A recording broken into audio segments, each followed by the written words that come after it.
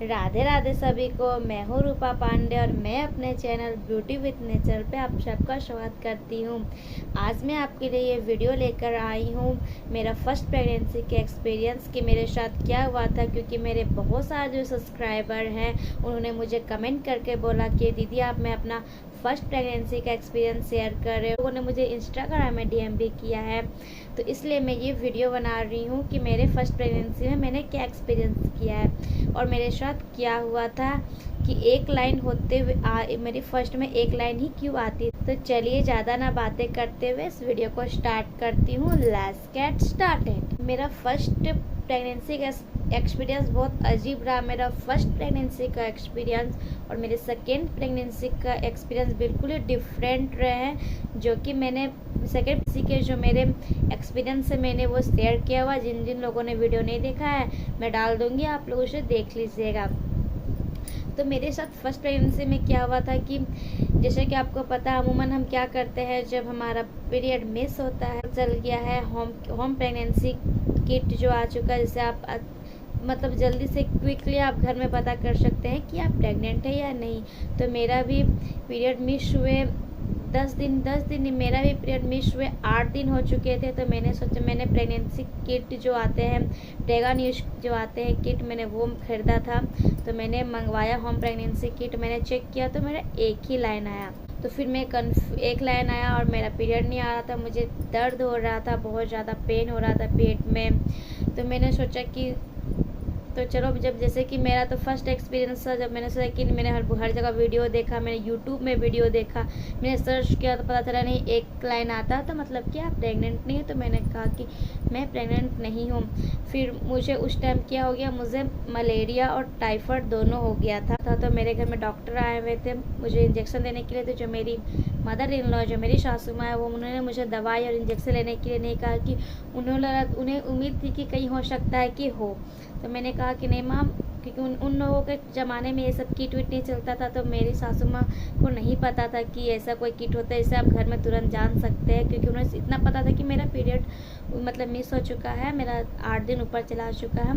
तो मैंने कहा कि नहीं माँ, मैं किट लेकर आई थी, मैंने चेक किया तो उसमें मेरा नेगेटिव आया। तो उन्हें नहीं समझ में आया कि ये हमारे ज़माने में उनके ज़माने में सब किट विट नहीं चलते, तो उन्हें नहीं पता था। फिर मैंने उन्हें समझाया कि ऐसा ऐसा होता है।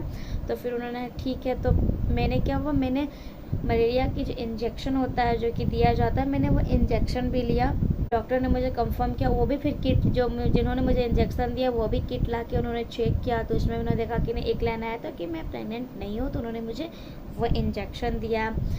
उसके बाद क्या, तभी मेरा बहुत ज़्यादा पेन होने लगा, पेट में बहुत ज़्यादा दर्द होने लगी, मुझे उल्टियाँ हो रही थी, कुछ भी चीज़ मुझे अजीब लग रहा था। जैसे मुझे कोई चीज़ स्मेल नहीं होता था, कुछ चीज़ की गमक नहीं आती थी, लेकिन मुझे अंदर से तबीयत बिल्कुल भी अच्छा नहीं लग रहा था, बहुत ज़्यादा मुझे वीकनेस लग रहा था। उसके बाद मैंने अपने हस्बैंड को कहा कि मैं मतलब गायनिक से मिलना चाहती हूँ, मैं डॉक्टर से दिखाना चाहती हूँ, मुझे अच्छा नहीं लग रहा है। तो उन्होंने मुझे मैं अपने मायके आ गई दिखाने के लिए, और जिस दिन मैं अपने मायके आने वाली तो उस दिन मुझे हल्का सा ब्लड आया। तो मुझे हल्का सा ब्लड आया तो मैंने सोचा कि मुझे पीरियड हो गया है। मुझे एक ही दिन हल्का सा आया था, तो मुझे लगा कि मुझे हो गया होगा, तो शायद मुझे, क्योंकि मुझे थोड़ी सी ब्लड की भी कमी थी, तो मुझे लगा इस कारण से ज़्यादा ब्लड नहीं आया, हल्का सा ही आया। फिर मैंने अपनी मम्मी से बात ये शेयर की कि ऐसे ऐसी बात है।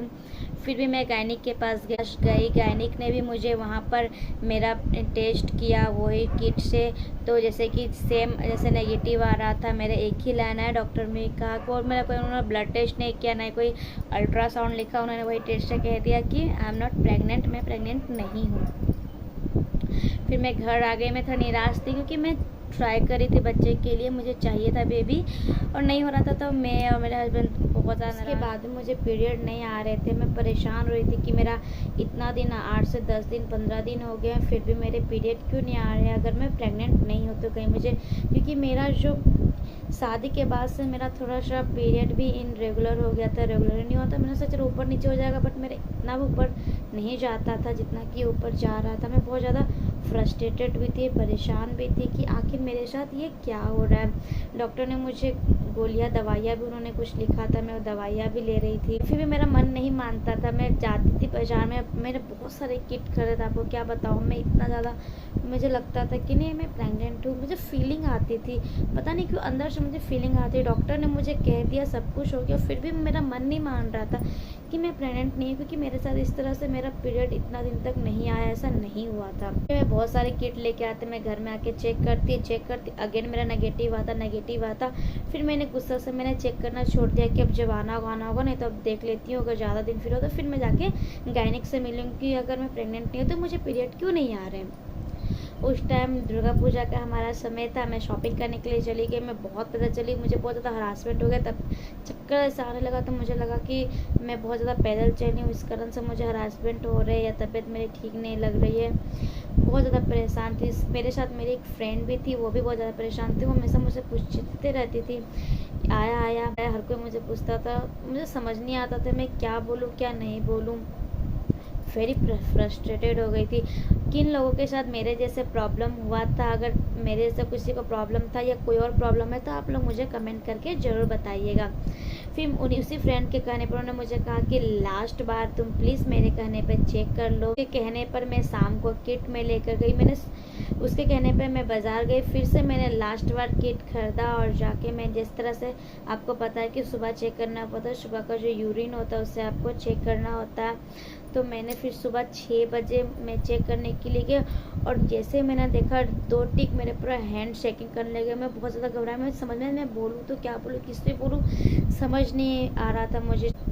6 बजे मैंने अपने मम्मी का दरवाज़ा खटखटाना शुरू किया, मतलब मैं खुश भी थी और मतलब मुझे अजीब सी फीलिंग थी, मैं एक्सप्रेस नहीं कर सकती। वो जो फीलिंग थी, जो वो डबल टिक देख के आप एक तो आप बच्चे के लिए जो ट्राई कर रहे होते हो, जो फर्स्ट बेबी होता है, जो सबका कुछ आपको पता नहीं होता क्या नहीं, वो अजीब सी फीलिंग होती है। मैं जो पहली बार माँ बनी होगी वो मुझसे ज़रूर रिलेट कर पाएगी। मैं जाके मैं मम्मी को मैंने बोलने लगा, मम्मी होगी, मम्मी को भी समझ में नहीं कि ये लड़को क्या हो गया, सुबह 6 बजे क्या मेरा दरवाज़ा खटखटा रही है। मेरी मम्मी ने भी कभी इस तरह का कोई भी चेक नहीं किया, उनके टाइम में भी ये सब चीज़ें नहीं ज़्यादा डेवलप हुई थी, उन्हें नहीं पता था। तो फिर मैंने उन्हें ये सब से बताया तो वो भी बहुत खुश हो गए, पापा भी बहुत खुश हो गए। फिर मैं तुरंत ही 8:30 बजे मैं गायनिक के पास गई, सुबह उन्हें मैंने दिखाया तो उन्होंने कहा कि हाँ अब तुम प्रेग्नेंट हो। तो फिर मैंने उनसे पूछा कि जब मैंने फर्स्ट टाइम जब आप लोगों ने चेक किया था मेरा नेगेटिव रहा था तभी कि उससे और इसके दौरान मैं अपने मैंने अपने हस्बैंड से कोई फिजिकल रिलेशनशिप भी नहीं बनाया था, जो कि क्या आ जाता मेरा ऐसा। तो डॉक्टर ने बोला कि हाँ कभी कभी किसी के साथ ऐसा होता है, किसी का बहुत लेट पता चलता है, क्योंकि जो जैसे कि आपको पता है कि वो किट किस तरह से बताता है, वो किट एससीजी जो लेवल हमारा था उससे बताता, अगर हाई हुआ तो आपको जल्दी बता देता। तो मेरा बहुत कम था, डॉक्टर ने मुझे बताया तो मुझे अच्छी तरह से याद नहीं है, इसी कारण से मेरा उसमें नहीं किट में पता चल रहा था। और मैंने कोई ब्लड टेस्ट और अल्ट्रासाउंड नहीं करवाया था, और अल्ट्रासाउंड में भी आपको बहुत जल्दी पता नहीं चलता, लेकिन ब्लड टेस्ट में आपको थोड़ा बहुत पता चल जाता है। फिर डॉक्टर ने मुझे अल्ट्रासाउंड लिख दिया कि आप जाके अल्ट्रासाउंड करवाइए, उसमें भी बेबी, ताकि वो फुली तरह कंफर्म हो जाए, उसमें मोहर लग जाए कि आप प्रेग्नेंट हो। उसका फिर मैंने बिल्कुल भी देरी नहीं की, मैं 10 बजे गई अल्ट्रासाउंड करवाने के लिए। तो डॉक्टर जो अल्ट्रासाउंड कर रहे थे वो देख रहे थे तो उन्हें बेबी नहीं मिल रहा था, क्योंकि बेबी बहुत छोटा था। तो देख रहे उन्हें मिल नहीं रहा था। मैंने कहा डॉक्टर क्या बेबी दिख रहा, लेकिन अभी तो नहीं दिख रहा। फिर उन्हें बहुत देखा तो हल्का छोटा सा दाना टाइप का होता है, तो देखा कि हाँ ये बेबी है, तो आपको बेबी रखना है। जिस तरह सोचना उन्होंने कहा आपको ये बेबी रखना, मैं टेंशन में आ गई कि ऐसा उन्होंने क्यों कहा। मैंने कहा हाँ बिल्कुल रखना। तो मैंने कितना मंथ का है, तो डॉक्टर ने कहा कि ये 1.5 मंथ का आपका बेबी है। और मैं बहुत ज़्यादा खुश हो गई।